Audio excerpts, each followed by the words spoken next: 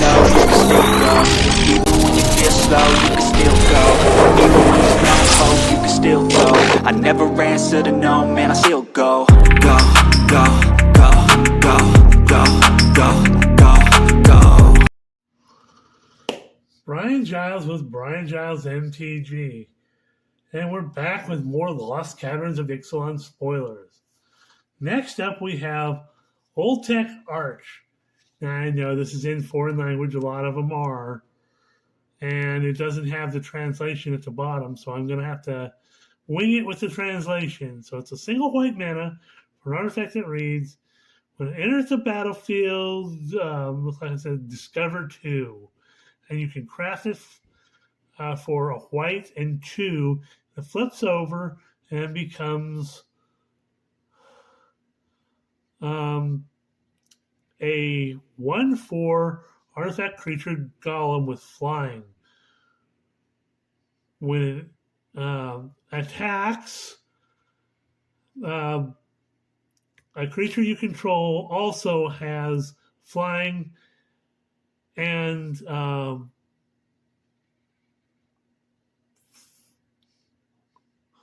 has flying,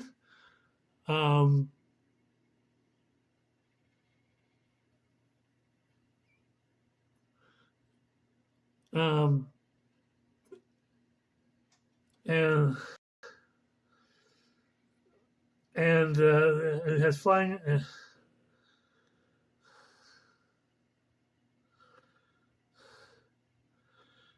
And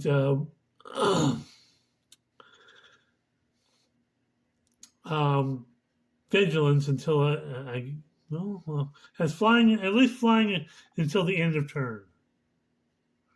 So it's a 1/4 that gives another creature flying until end of turn. That's what I think it says. We'll have to wait until the final translation comes out.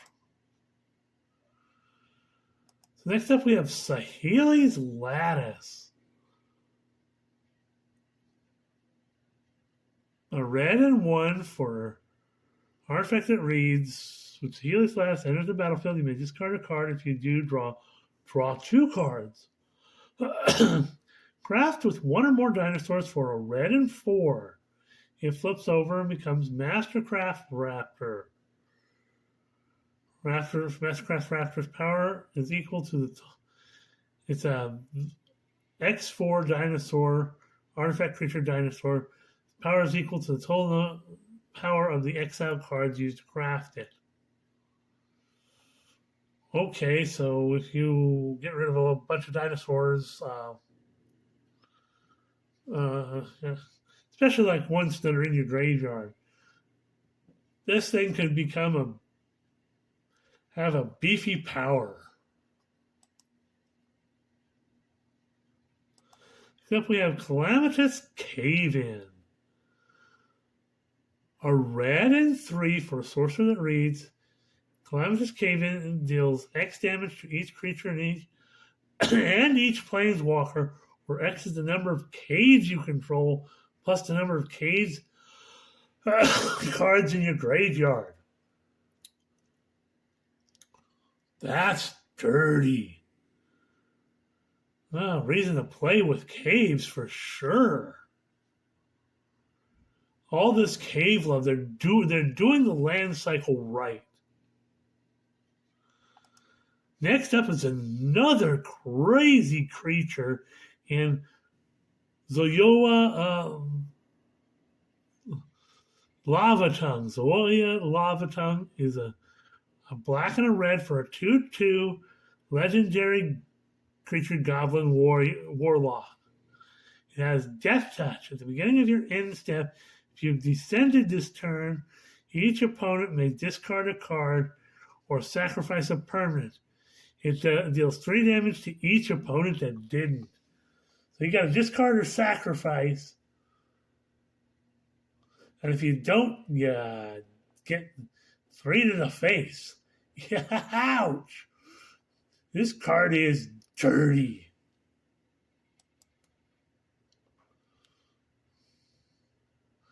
Next up we have Kutzil Melmet Exemplar.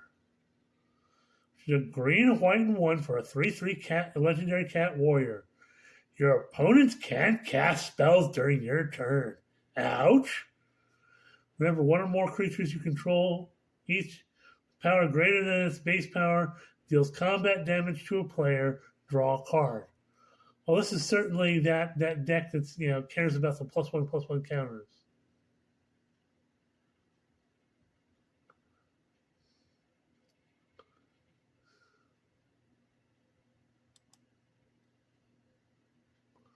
Next up, we have Ojir Kozlem.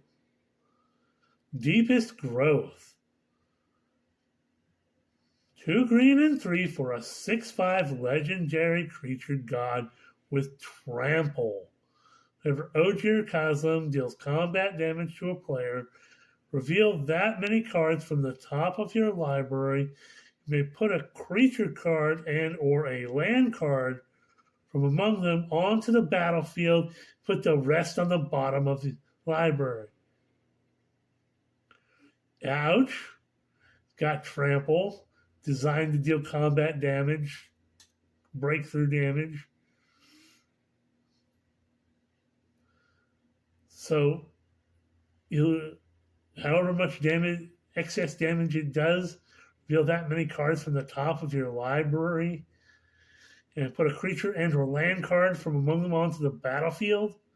Rest goes back on the bottom in random order. When he dies, returns to the battlefield tapped and transformed under its owner's control. Becomes Temple of Cultivation, a land, tap a green, pay a green and 2, and transform it. Activate if you control 10 or more permanents and only as a sorcery. That sounds fun.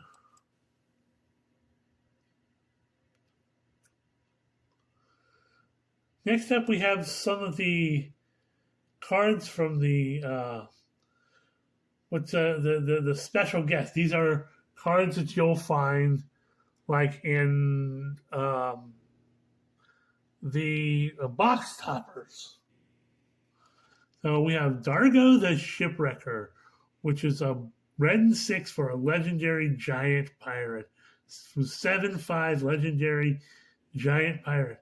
As an additional cost to cast the spell, you may sacrifice any number of artifacts or creatures.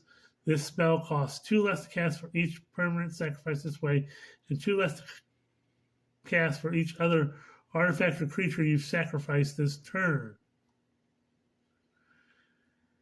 It has Trample and Partner.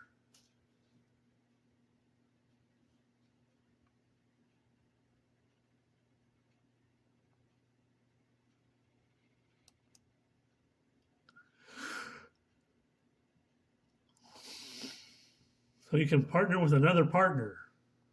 Then we have Pitiless Plunderer. Again, even though these are uncommons, these are good choices. You have the pirate theme. Pitiless Plunderer is a black and 3 for a 1/4 human pirate. Another creature you control dies, create a treasure token. Very on point, useful cards.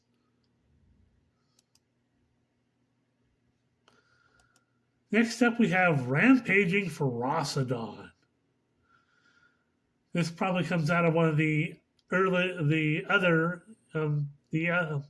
original Ixalan block. For a red and 2, you get a 3/3 dinosaur with menace. Players can't gain life. Whenever another creature enters the battlefield, Rampaging Ferocidon deals 1 damage to that creature's controller. That can be good and bad.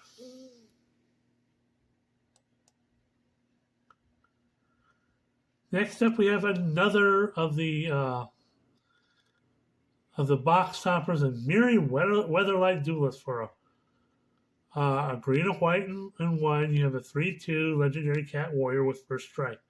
Whenever Miri Weatherlight Duelist attacks, each opponent can't block with more than 1 creature this combat.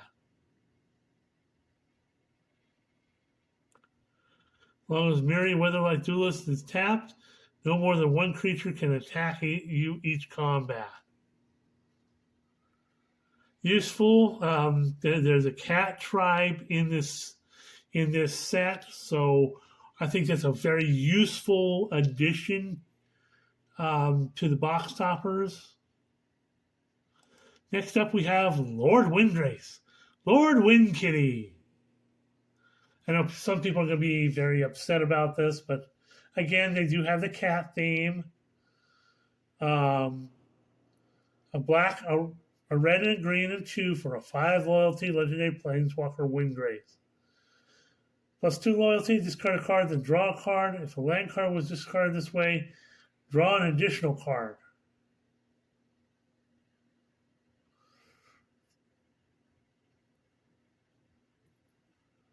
Minus 3 loyalty, return up to 2 target land cards from your graveyard to the battlefield. And minus 11 loyalty, destroy up to 6 target non-land permanents and create 6 2/2 green cat warrior creature tokens with Forest Walk.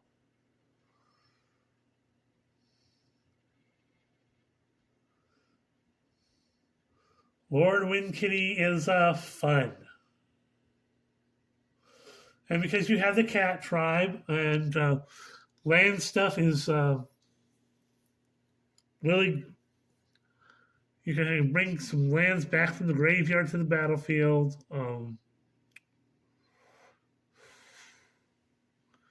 Cares about lands. Lands are a big thing, especially the cave lands. And it says any land, so yeah.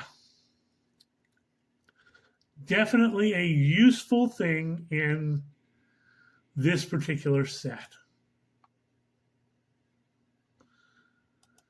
Next up, we have another creature from the original Ixalan blocking, Carnage Tyrant. 2 green and 4 for a 7/6 dinosaur. This spell can't be countered. It has trample and hexproof.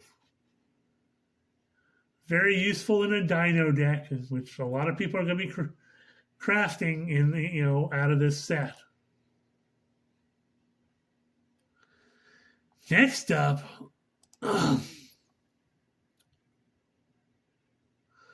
we have another thing, because vampires are a thing in this set. We have Mephidros Vampire. 2 black and 4 for a 3/4 vampire with flying. Each creature you control is a vampire in addition to its other creature types, and whenever this creature deals damage to a creature, put a +1/+1 counter on this creature. That's entirely useful.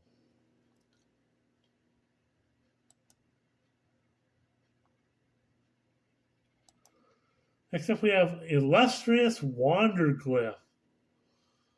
White and 4 for an artifact creature, the 2/2 artifact creature golem. Has Ascend, which means this is going to be one of the commander things, so it's going to care about as many permanents. If you control 10 or more permanents, you get the City's Blessing for the rest of the game. Other artifact creatures you control get +2/+2 as long as you have the City's Blessing. At the beginning of each upkeep, create a 1/1 colorless gnome artifact creature token. So it creates creatures each upkeep, and if you got 10 or more, other artifact creatures get +2/+2. Sounds fun. We have Altar of the Wretched, which is a black and 2 for an artifact that reads, when it enters the battlefield, sacrifice a non-token creature. You may sacrifice a non-token creature. If you do, draw X cards and mill X cards, where X is that creature's power. Craft with 1 or more creatures, and 2 black and 2. You can also pay a black and 2 to return Altar of the Wretched from your graveyard to your hand. When you flip it for its craft cost, comes Wretched Bone Mass, which is an XX skeleton horror. Its power toughness is each equal to the total power of exiled cards used to craft it. It has flying as long as the exiled card used to craft has flying. Same is true for First Strike, Double Strike, Death Touch, Haste, Hexproof, Indestructible, Lifelink, Menace, Protection, Reach, Trample, and Vigilance.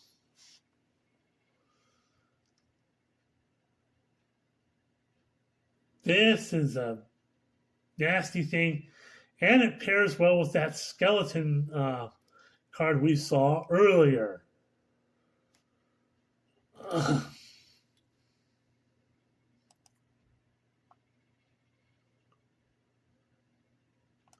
Then we have Ore-Rich Stalactite. A red and one for an artifact that reads, tap it, pay a red, spin this. Only cast an instant or sorcery spell. Craft with 4 or more red instants and or sorcery cards and 2 red and 3. Flips over and becomes Cosmium Catalyst. So it exiles 4 more instants or sorceries from your graveyard to craft it, along with the craft cost. Flips over and you pay a red one and choose an exile card. Use craft Cosmium Catalyst at random and cast that card without paying its mana cost.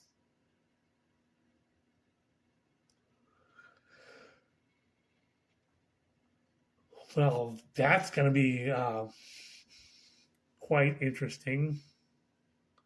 Don't know how well it'll be played, but it's definitely an interesting card. Next up, we have Contest of Claws, which is a green and 1 for a sorcerer that reads, target creature you control deals damage equal to its power to another target creature. If excess damage was dealt this way, discover X, where X is that excess damage. So you want a big creature doing your fight spell. Next up, we have Tetzin Gnome Champion. A blue, a red, and a white for a 2/2 legendary artifact creature gnome. When it or another double-faced artifact enters the battlefield under your control, mill 3 cards. You may put an artifact card from among them into your hand.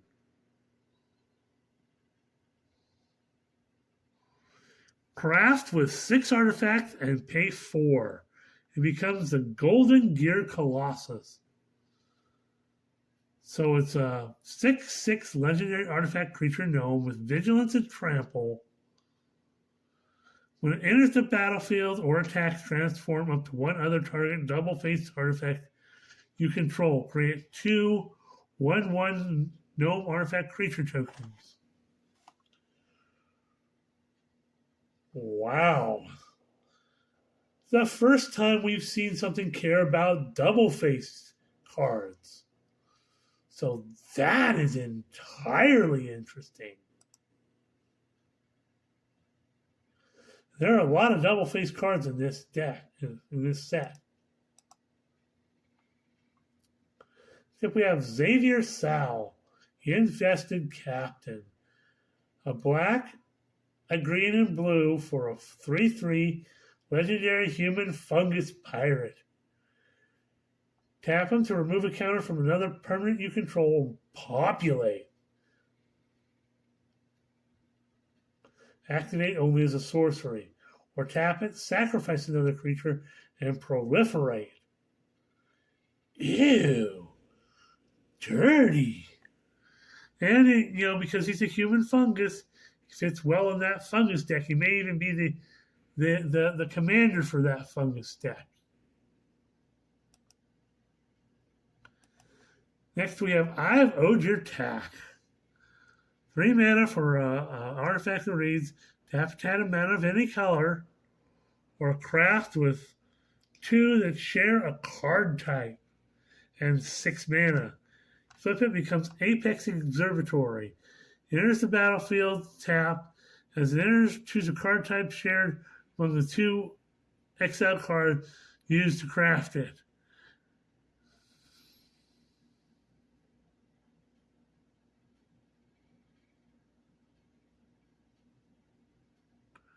Tap it. The next spell you cast this turn of the chosen type can be cast without paying its mana cost. So instants or sorceries, whatever. Ooh. So if you flip it over, this could be a dirty card.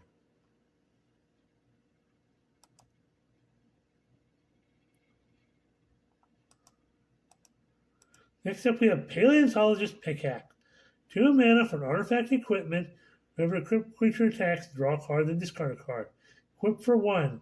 Craft with one or more creatures and 5 mana. It becomes Dinosaur Headdress. Artifact equipment. Enters the battlefield attached to a target creature you control. Dinosaur Headdress becomes attached to a creature. Choose exile creature used to craft a Dinosaur Headdress. Equip creature is a copy of the last chosen card. Equip for 2.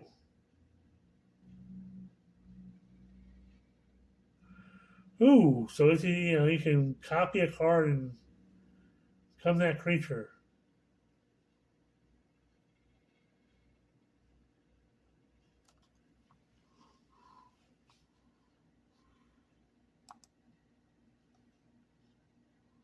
Next up, we have another of the box toppers, an Everflowing Chalice. 0 mana for an artifact with multi-kicker 2, which means you can spend 2 mana over and over and over again. It enters the battlefield with a charge counter on it for each time it was kicked. Tap it to add a colorless for each charge counter on Everflowing Chalice.